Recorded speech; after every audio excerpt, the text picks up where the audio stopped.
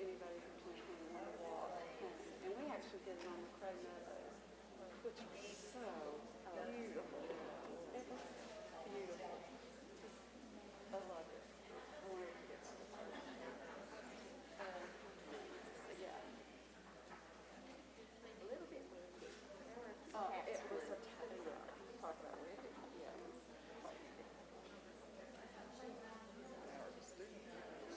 Not yet.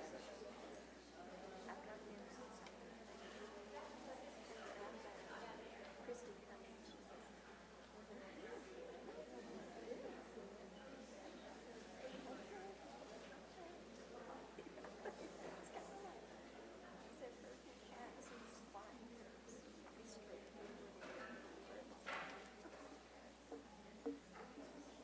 Where'd I put it? Where'd you go to?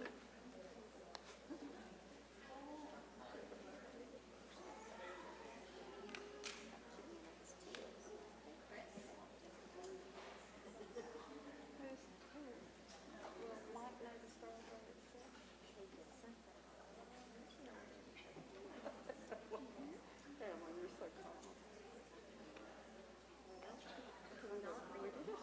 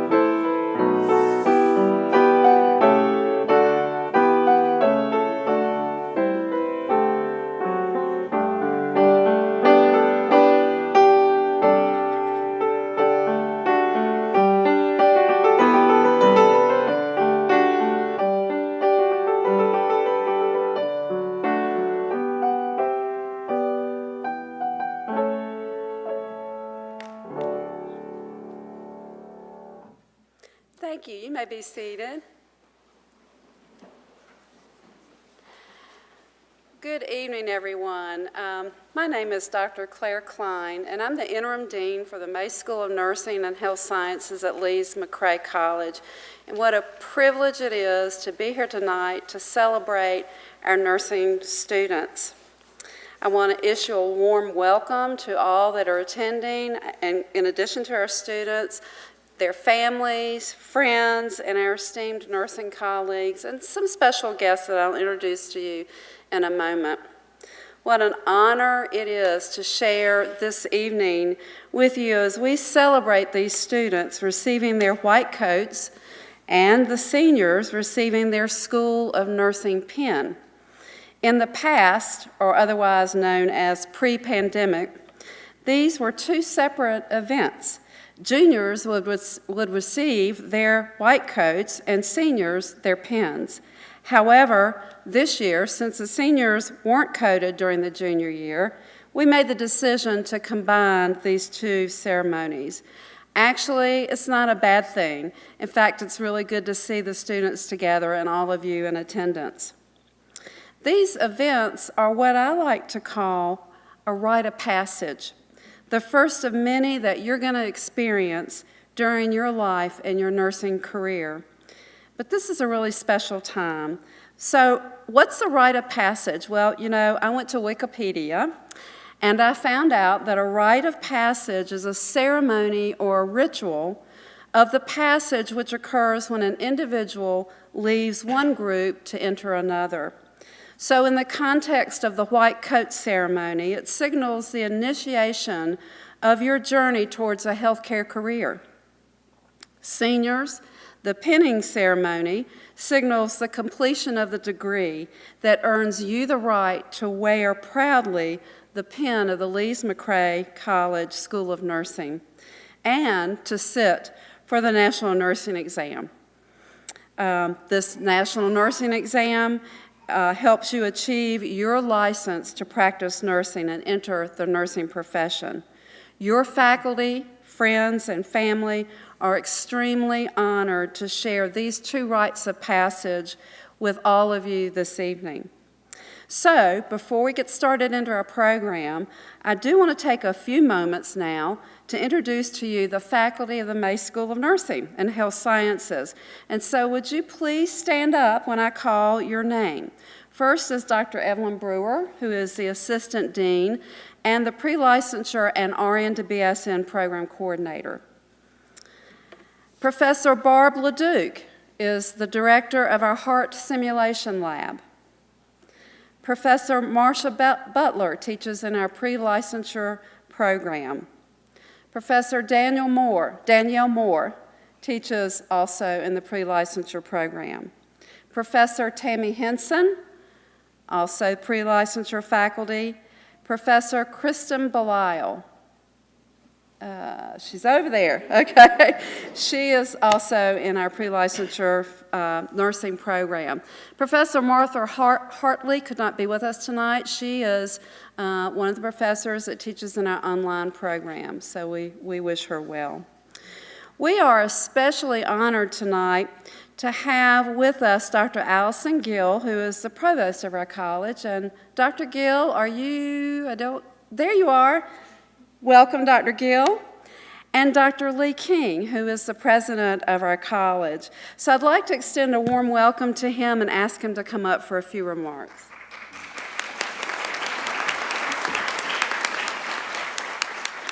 Thank you, Dr. Klein. Good evening, everyone. It is great to see you.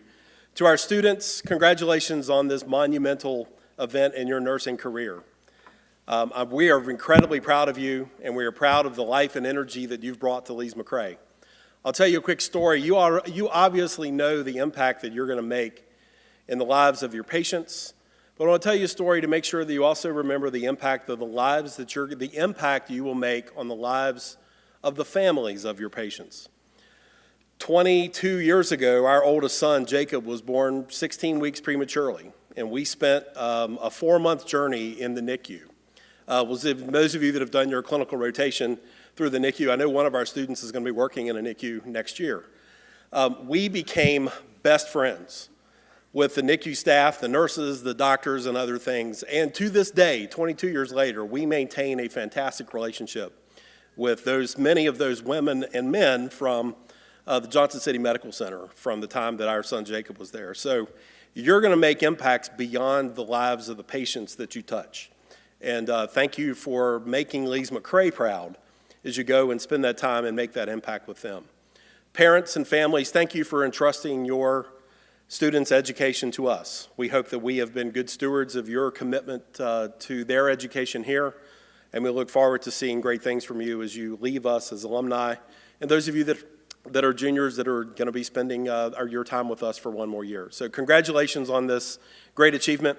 We're proud of you, and I'm happy to be here tonight to experience this great occasion with you. Thank you so much. Thank you.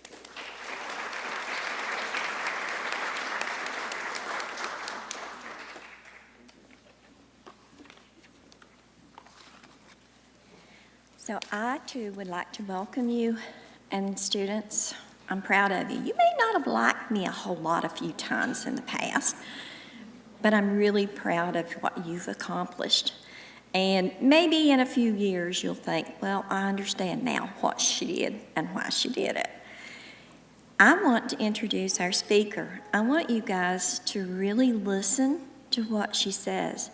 The heart of nursing is it's inside you. It's where it comes from. No, I can't teach you that. I can't give you a book that will tell you that. But our speaker embodies the heart of nursing.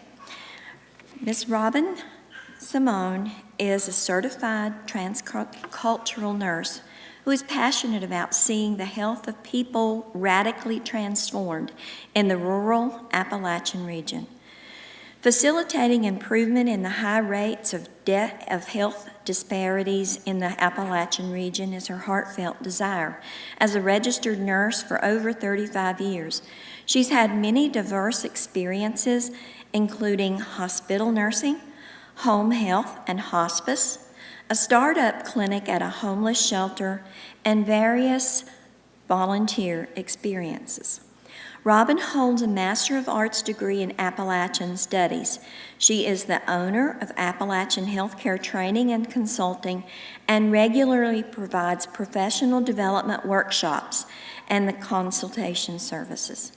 Robin serves on several work groups at the North Carolina Department of Health and Human Services, focused on historical marginalized populations and the COVID-19. Robin is passionate about utilizing her transcultural knowledge to continue to see improvement in health equity in marginalized rural populations. Please welcome our speaker, Ms. Robin Simone.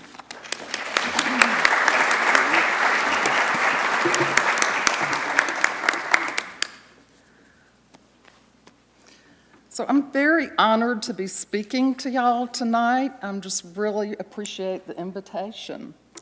Faculty and staff and administration, I want to thank y'all for all you have done for these nursing students over the last two plus years and during this pandemic. We all know that nursing school is very challenging. It's a very hard degree to obtain, and facilitating and teaching students is challenging as well, to come up with all the different clinical rotations, and then on top of that to have the pandemic really turn things upside down. So I appreciate everything y'all have done. And family and guests of our students, I appreciate everything you've done to support your loved ones and your friends as they've gone through this nursing program. It has been many, many, many years since I went through initially my first nursing program, but I very much remember, it was very difficult and challenging at many times, and was very thankful for the support that I had. And I know there's times that your family members have probably not been able to attend family gatherings because they had schedules they had to keep and clinicals and things they had to do. So again, just thank y'all so much. And nursing students, graduates, congratulations. Y'all have really reached a very monumental time to be graduating from nursing school. And those of you that have another year left to go are really so much closer than what you think. So the last 2 years, I know we're probably all talking about it, but it's been such a roller coaster for everybody that's gone through this pandemic. And in January of 2020, can anybody even remember January of 2020? When, before the pandemic, before the words pandemic, COVID, coronavirus, mRNA vaccines, mandates, all these different words became a part of our daily conversations. It's really hard to remember that far back. And I know that the nursing students, y'all were so excited to be in the nursing program or working on your prerequisites to get to the point of being in the nursing program. And on top of that, in January 2020, the World Health Organization recognized the year 2020 as the International Year of the Nurse and Midwife. It was Florence Nightingale's 200th birthday. Florence Nightingale is recognized as the mother of modern nursing. And so 2020 was declared the International Year of the Nurse and Midwife. And we were all of us that are nurses were just so excited, because nurses really are the backbone of the healthcare system. But nurses don't always get the recognition that nurses need, just for all the different things nurses did. So it was very exciting to be looking at this year, and there were going to be celebrations and just all kind of different things. And then COVID hit. Well, I don't need to tell y'all how difficult this has all been for all of us. We've all had some kind of loss going through COVID, and I'm sure some of y'all here have lost loved ones that, it's just been extremely difficult. And then for others, haven't had that much, that serious of a loss, but the loss of being able to have celebrations, to be able to have your white coat ceremony in person, just those are all, they do matter, and they've been challenging for all of us. So I imagine every nurse in here, I don't think I'm the only one, would probably agree that when we were in nursing school, there were definitely times where we thought, is this really what I'm supposed to be doing? Is this really for me? I don't know. I'm just not sure if I can get through this or not. And, I can only imagine in the best of times having those kind of feelings, much less during this pandemic and everything that had to be faced and changed and just all the disruption of everything. But despite all of these challenges, y'all persevered. You stuck with it, and here you sit. You're going to graduate, and the rest of you are going to graduate a year from now. But, I'm sure you had moments where you felt like you wanted to just not come back another day. But, you've made it through, and the flexibility and adaptability and all the skills that you've learned going through this pandemic are going to really benefit you and your patients and your coworkers. From here on, they're going to be really helpful things. So let's talk about Florence Nightingale for just a few minutes. Again, Florence Nightingale lived in England in the mid-1800s.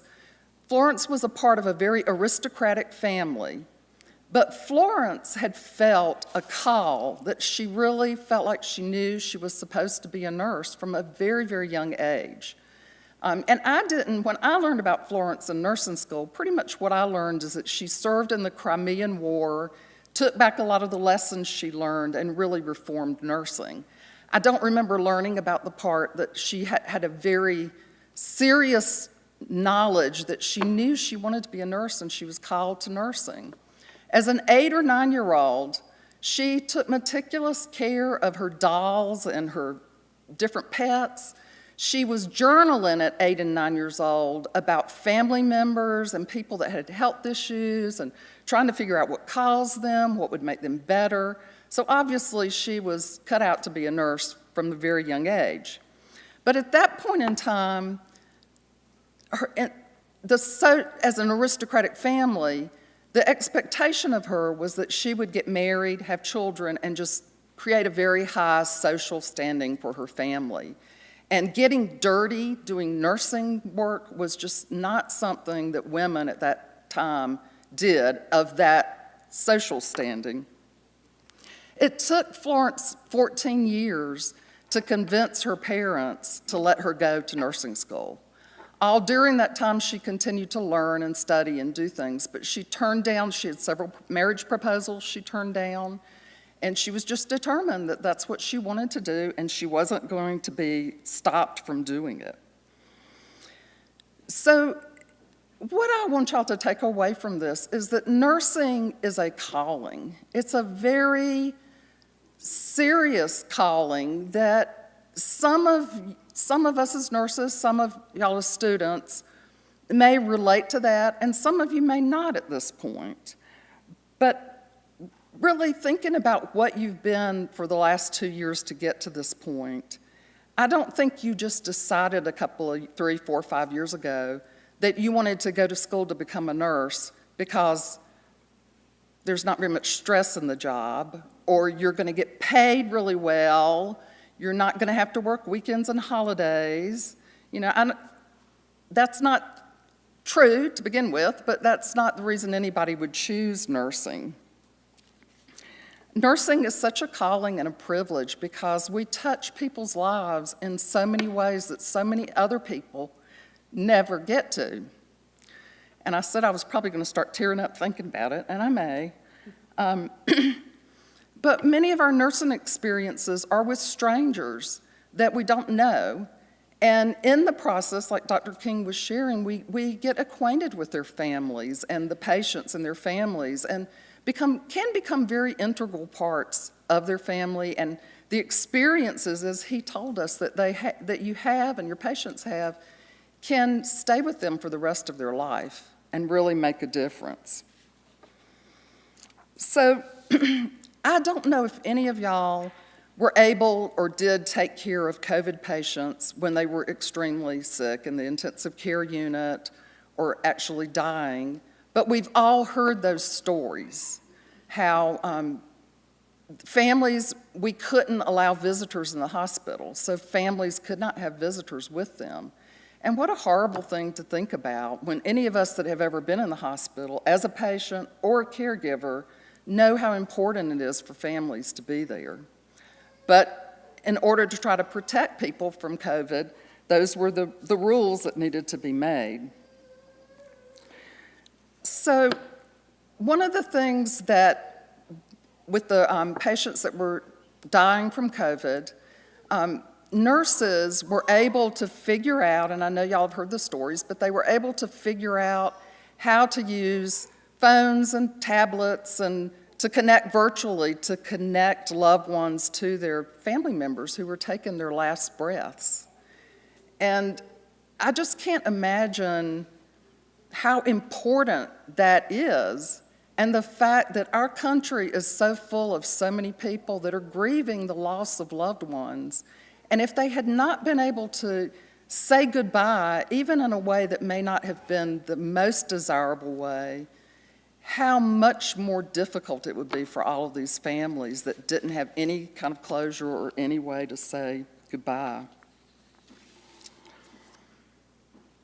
So a quote I want to read you is, "A nurse opens the eyes of a newborn and gently closes the eyes of a dying man. It is indeed a high blessing to be the first and the last, to witness the beginning and the end of life." And that's how serious nursing is. It is a very serious profession to be in. It's very, very wonderful profession to have the calling to nursing. So as I stand here talking to y'all, it takes me back, way, way, way back, really far back. I first went to school to become a licensed practical nurse when I was 17 years old. And in my first clinical experience, the first time I stepped into the hospital to be in clinicals, my instructor said, "I'm assigning you to this patient. This patient is dying. He's having Cheyne-Stokes respirations, and I want you to go in and just observe." Well, for those of y'all that are not healthcare professionals, Cheyne-Stokes respirations are a very typical breathing pattern that most people do right before they're dying. It's just a way their breathing changes, and you're able to go, oh, this is what's happening now. And so can you just imagine, a very naive 17-year-old standing in a room with a man that was dying and didn't know if he was going to die in the next hour. But at that, I don't know that I thought about it at that point in time, but went away later and realized, this has to be a calling, that I would do this. Why in the world did I go back the next day? Why didn't I run out of there screaming and crying and just, this is too much, I can't do it? And I realized later how much it really is a calling. People have asked me a lot, what led me to nursing, and I really can't think of one particular thing. I do know, looking back, I was playing nurse all the time with my pets, my dolls, particularly my poor little guinea pigs, that I had some kind of not so good at times, like I thought they had upset tummies one time and overdosed them on Pepto-Bismol, and that was not a really pretty sight.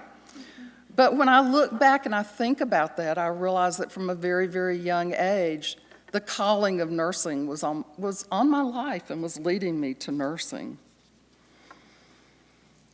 So after that experience, a couple of years after that, I went back. We were living in Raleigh at the time, and I received my associate degree in nursing and proceeded to work in different places in the hospital. I worked in pediatrics and medical intensive care and, like she was saying, home health, hospice, and enjoyed all the different places that I worked. And then there were times when we were having children that I was home with my children, and maybe I stayed home for a couple of years and then went back to work and then stayed home again. And I can remember people a lot of times asking me, oh, you used to be a nurse, or you've retired from nursing? And it always just kind of like, I am a nurse. And about 10 years ago, my daughter graduated from UNC Wilmington in nursing, and the speaker had a similar background where she had periods of time where she didn't work, and she was sharing the same thing. And she said, no, she told those people, I am a nurse. Once you're a nurse, you're always a nurse. And it's kind of like Eagle Scouts. One time with my son-in-law, I said, you used to be an Eagle Scout, and I got corrected pretty quickly, and it was like, no, I am an Eagle Scout. Once you're an Eagle Scout, you're always an Eagle Scout. So you may stop practicing nursing, and you may go and do other things, but you will still remain a nurse once you have become a nurse. So we moved from Raleigh to Watauga County in 2006, and I had talked about getting my Bachelor of Science in Nursing for I don't know how many years, because it is really important and it's emphasized in nursing.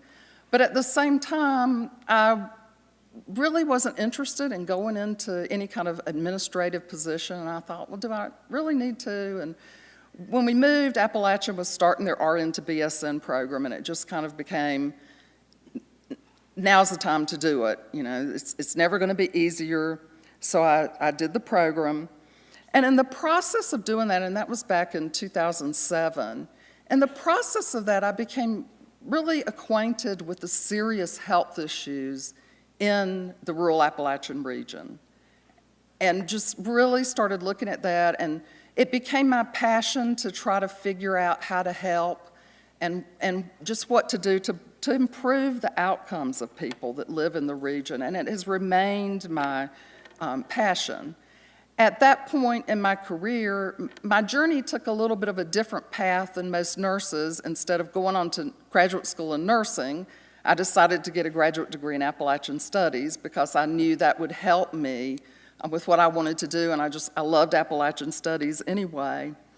And it's been just such a tremendous learning experience.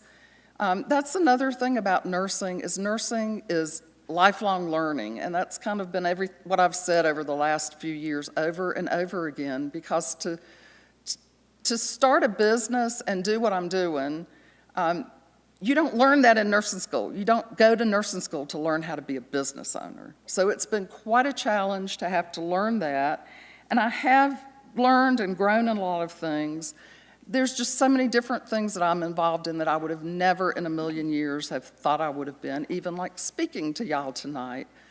So the growth just continues as long as we're willing to continue to want to grow and learn different things.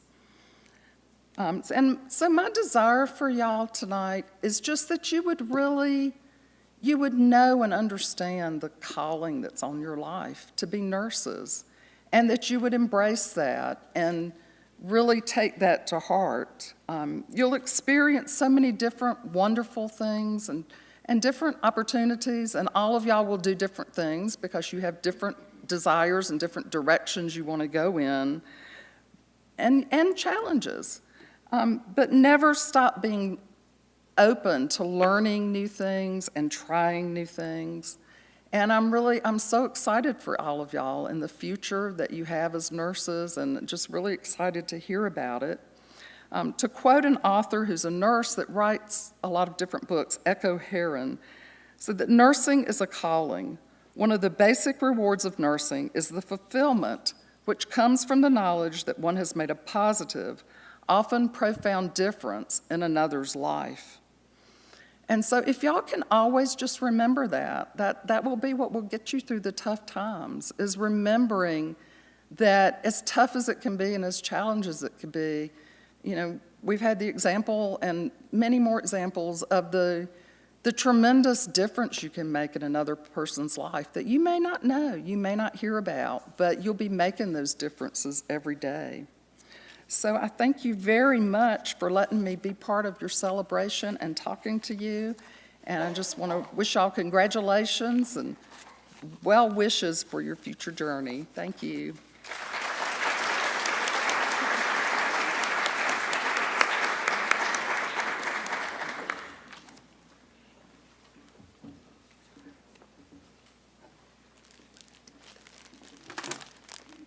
I would like to say thank you to our speaker. Thank you so much, Robin, for sharing your heart with us.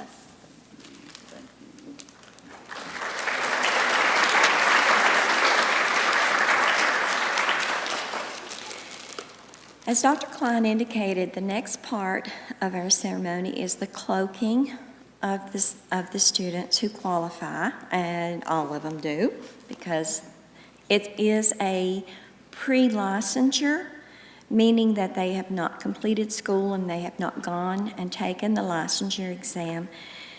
This practice started with medical students in 1993, but in 2014, with recognition of the vital role that nurses play in health care and as a really significant part of the healthcare team, the Gold Foundation partnered with the American Association of Colleges of Nursing to adopt a similar ceremony. The nursing ceremony has an emphasis on the patient. The patient is the focus of all nursing care. So the ceremony is about patient-centered care, compassion, and scientific excellence. The students, after they're cloaked, will recite an oath of professionalism, trustworthiness, advocacy, and lifelong dedication to the clients they serve. In recognition of this commitment, they are cloaked by family and they receive a pin from the Arnold P. Gold Foundation. If you'll help me, please. So I'd like to start with our junior class, and if you would stand, please, and come to this side of the stage. We have someone who will assist you up these stairs, so be very careful. And as I call your name, just come up. And our first recipient is Andrea Abad.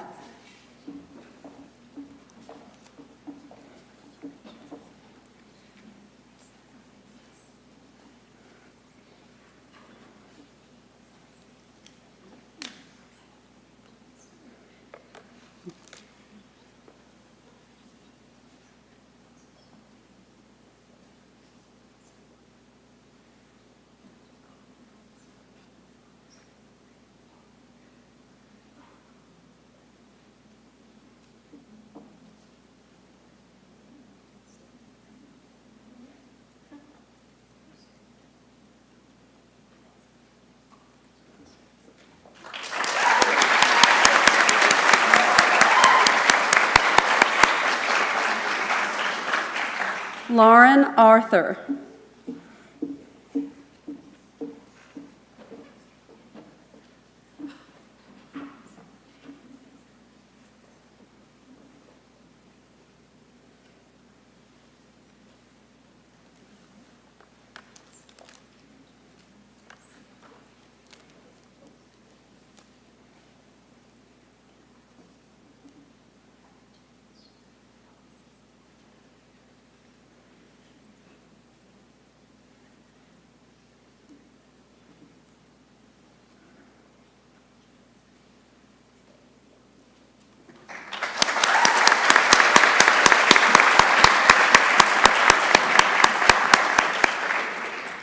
Madison Clifton.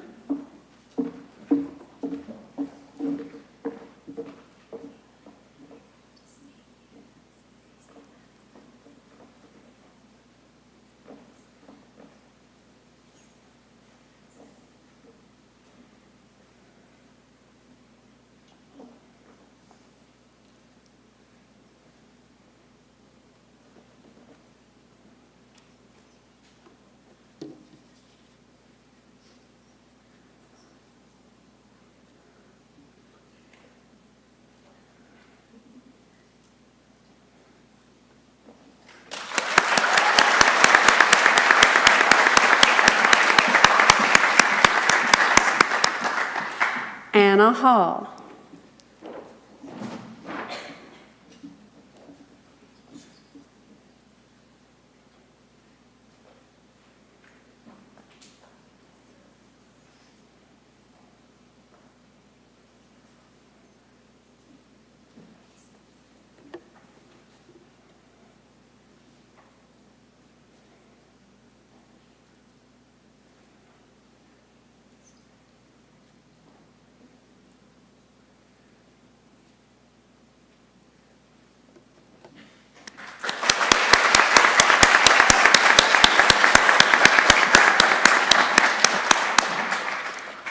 Katie Hamrick.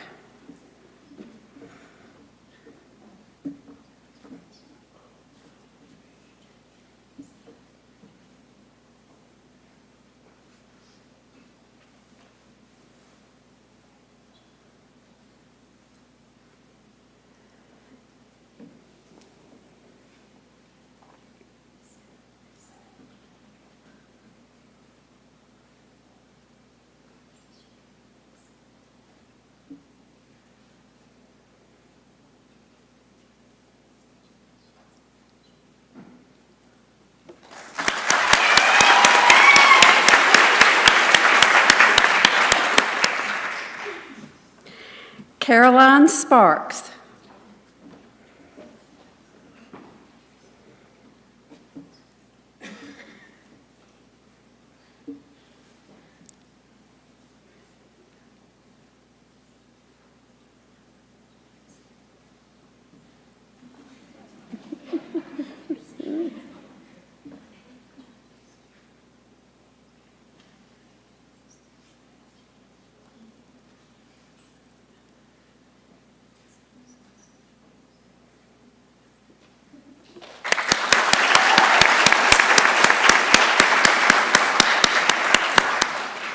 Gracie Lane.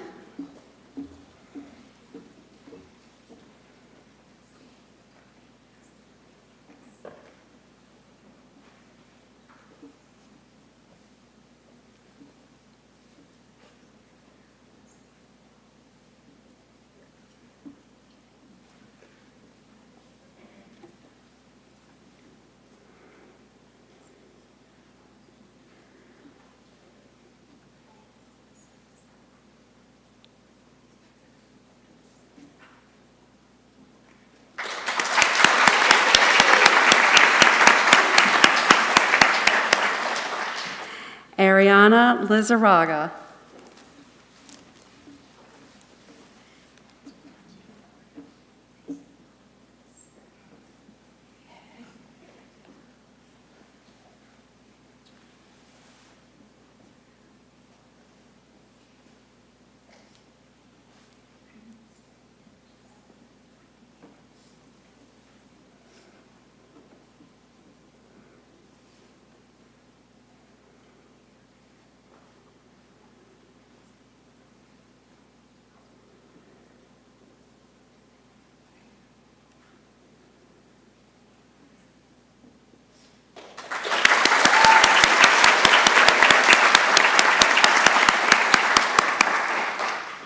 Kinsley Michaels.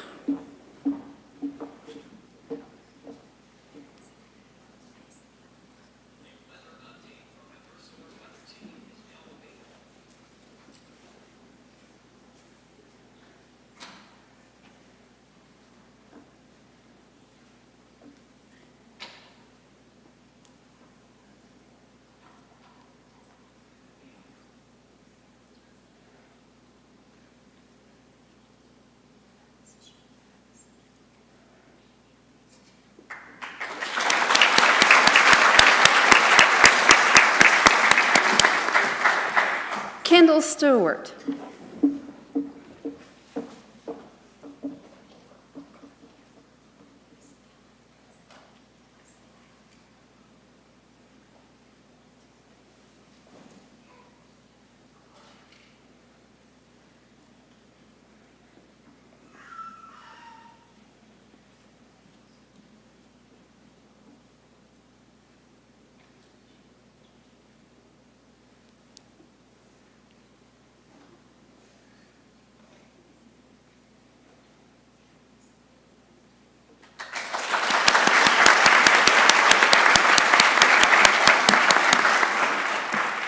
Devin White.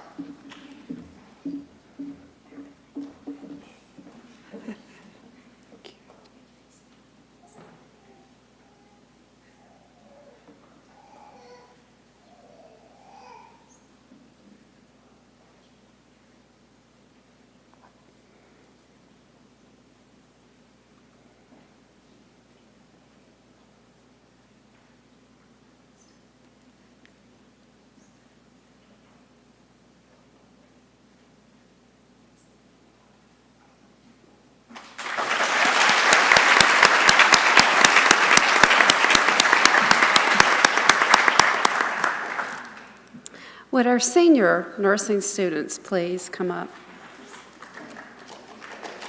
We'll recognize, yes, thank you.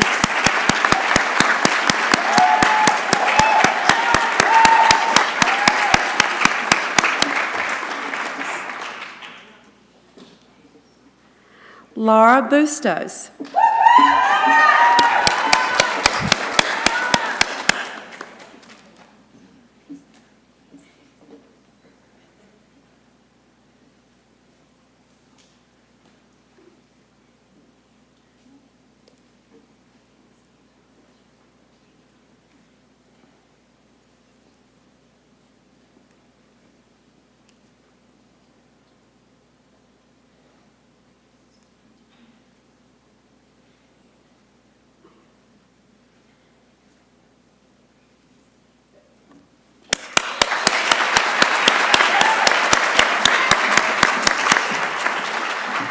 Spencer Campbell Garant.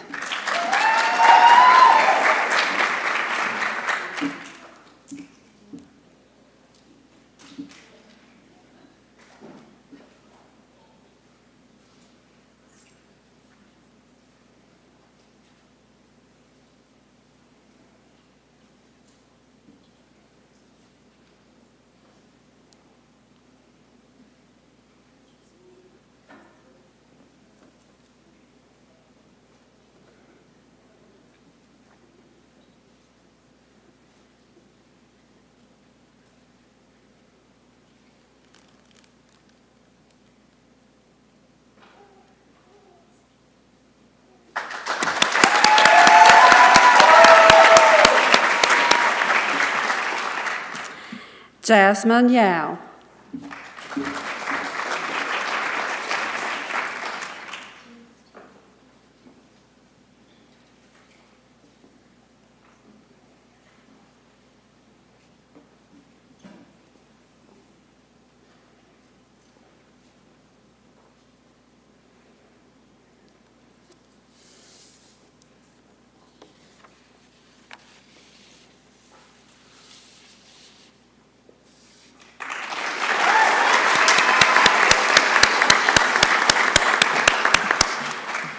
Matthew Maluk.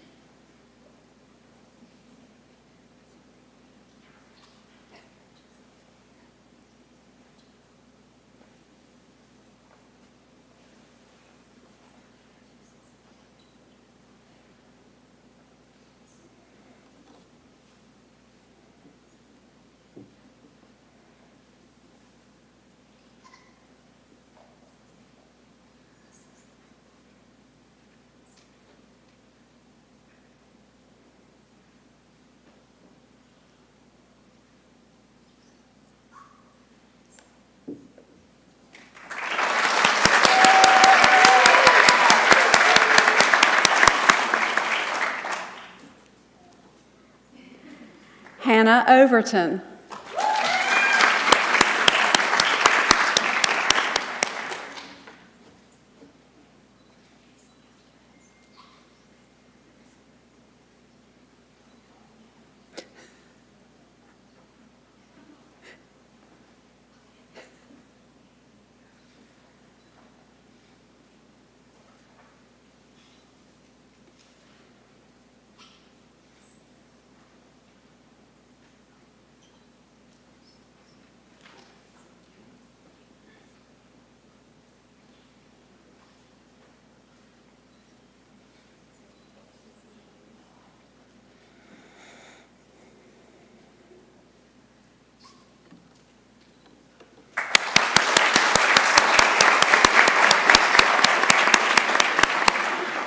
Sarah Quay.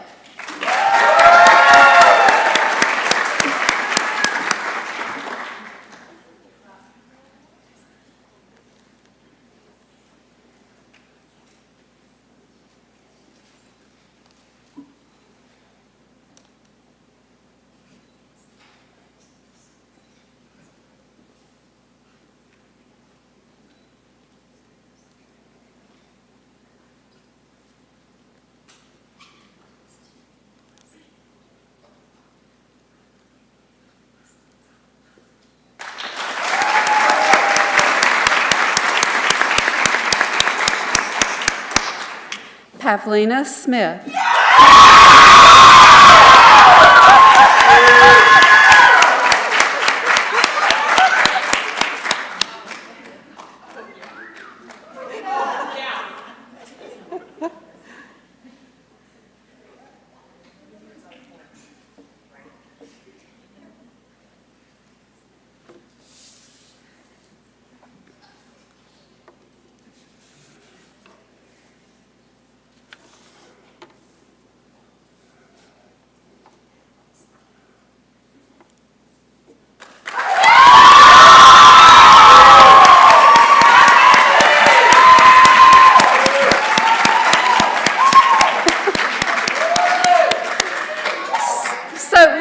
Let's celebrate both classes getting their coats tonight, and we will follow up with a pledge, okay? Congratulations.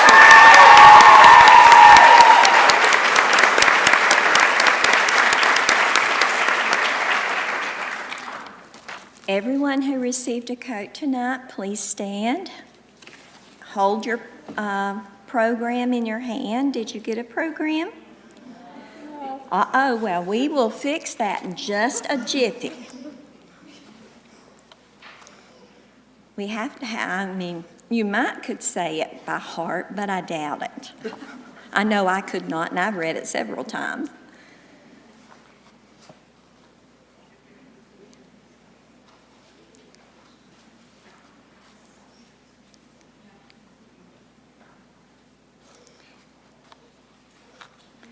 Okay, the pledge is on the back. The top pledge is your white coat oath. And if you'll read with me as we go.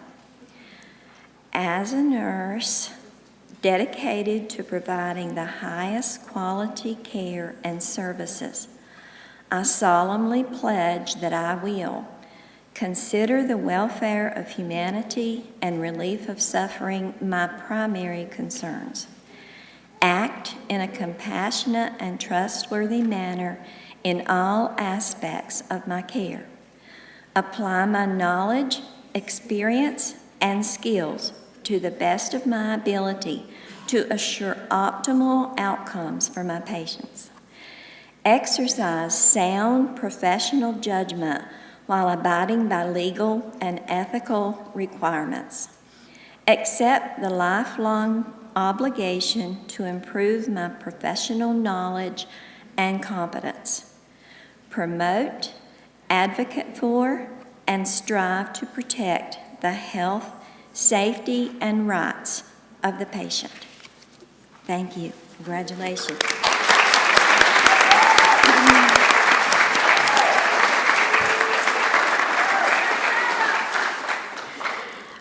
The next part of the program, I wanted to recognize a couple of our senior students who received an honor and/or award yesterday at our honors and awards ceremony that was held in this very auditorium. The first award is for, it's our traditional, what we call a traditional BSN Nursing Award, and it's presented to a senior nursing student who exemplifies the values of promoting excellence in nursing care. And so I just wanted to read the nomination to you. Hannah Overton is the recipient of this award. Yes, Hannah, come on up. And the nomination went like this. This year's recipient of the Traditional Nursing Award is from Gastonia, North Carolina. She's been a dedicated student working hard to complete the pre-licensure BSN program requirements of the Lees-McRae College. She's received multiple scholarships, has achieved the distinction of being on the Chancellor's list and the Dean's list for several years, and has served as a student representative on the May School Dean's Council.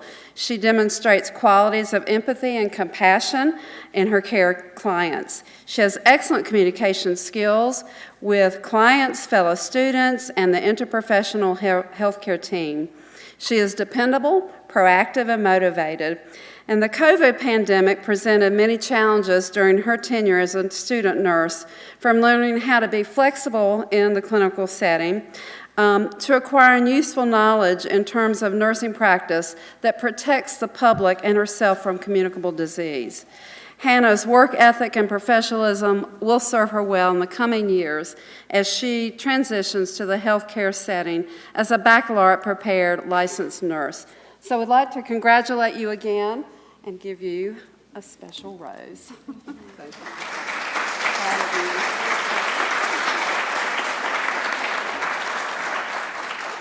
The second award went to an online student who completed her RN to BSN nursing degree. And this degree recognizes students that are exemplifying the values, again, of promoting excellence and professionalism in nursing care.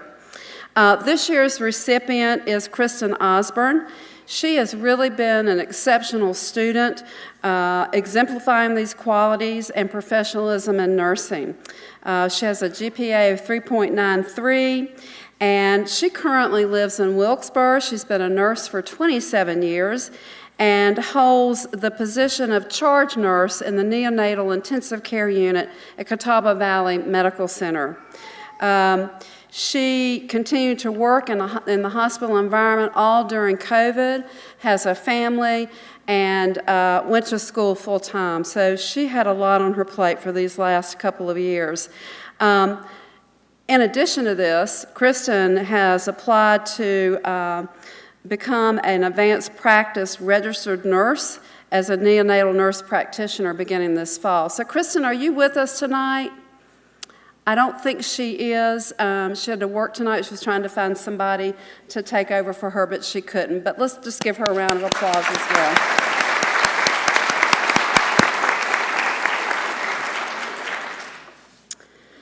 Okay. So the next part of our program is reserved for the seniors who have almost completed their educational preparation for nursing. The Bsn Pinning Ceremony is very much the same as the white coat ceremony, but it emphasizes the entry into professional practice at the end of your nursing program. The pinning ceremony isn't just a tradition. It's a symbol of nursing students' hard work and dedication towards their coursework and their clinicals. The pinning ceremony has roots from the 12th century when knights who aided the sick and infirm were given a Maltese cross to wear. Today's pinning ceremony is closely tied to an award given to the legendary nurse Florence Nightingale, known as the mother of modern nursing, as you already know. She was awarded the Red Cross of St. George in the 1860s for her tireless work during the Crimean War. To share this honor, Florence presented a Medal of Excellence to her brightest graduates. Soon, the Nightingale School of Nursing at St. Thomas Hospital in London designed and awarded a badge with a Maltese cross to all nurses as they completed their program. By 1916, the practice of pinning ceremony was standard throughout the United States and England. The badge symbolized educated women. Sorry, no men then, but we have men now, thank goodness. The badge symbolized educated women who were competent to serve as a nurse to provide health care to society. Each School of Nursing designed and awarded its own customized pins. Some schools included images and colors to represent different meanings for their graduates. Our pin is the shield of Lees-McRae College. Dr. Klein. Seniors, will you please rise again and come back up to the stage as I call your name.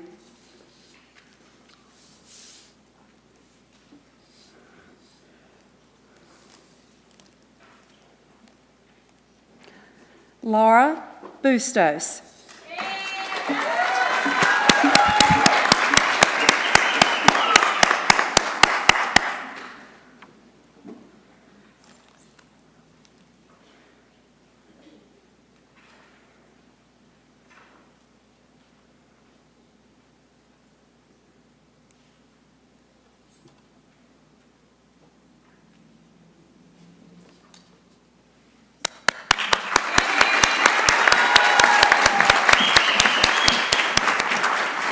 Spencer Campbell Grant.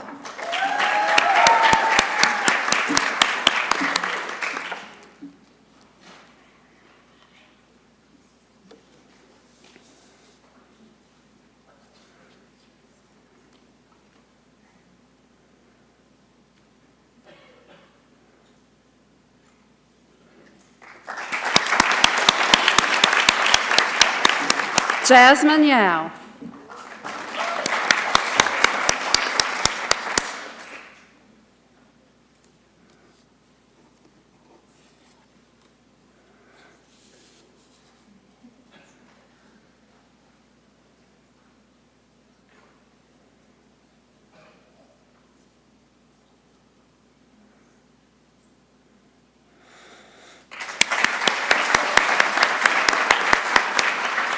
Matthew Maluk.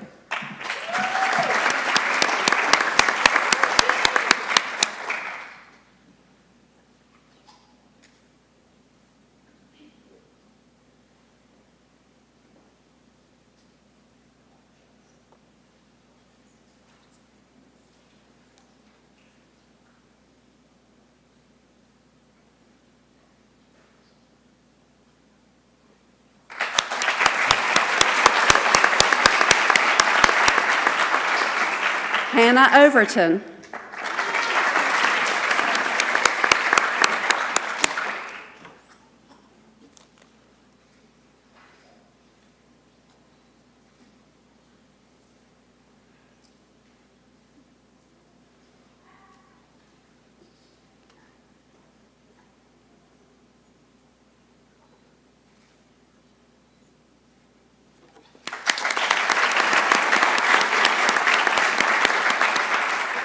Sarah Quay.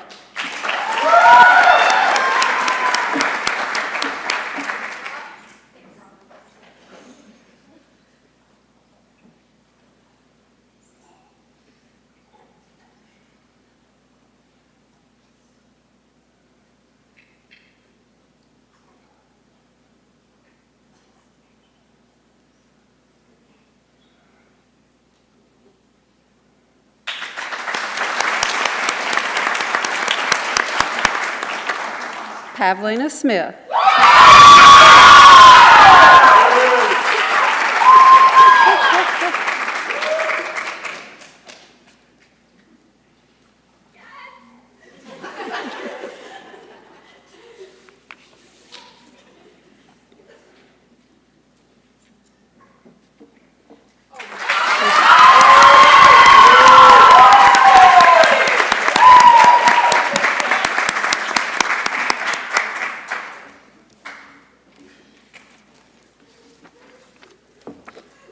Will seniors rise, please? Your oath is on the back of your program at the bottom. It is the nurse's pledge, and say it loud. Say it like you mean it. I solemnly pledge myself to the service of humanity and endeavor to practice my profession with conscience and with dignity. I will maintain by all the means in my power the honor and noble tradition of my profession. The total health of my patients will be my first consideration. I will hold in confidence all personal matters coming to my knowledge. I will not permit consideration of religion, nationality, race, or social standing to intervene between my duty and my patient. I will maintain the utmost respect for human life. I make these promises solemnly, freely, and upon my honor. Thank you.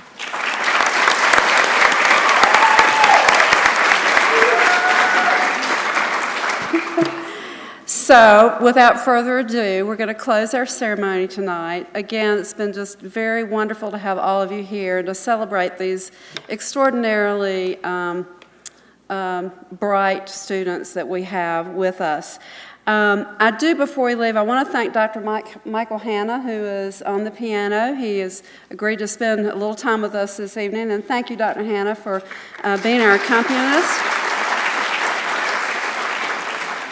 And so we're going to take a few group pictures after the students exit. They'll come back in, I think in here, to do a couple of group pictures. The rest of you, please go across the street to the School of Nursing. We have refreshments, cake, and a few things, treats to celebrate this special occasion. Again, thank you so much, and thank you to our speaker, Robin.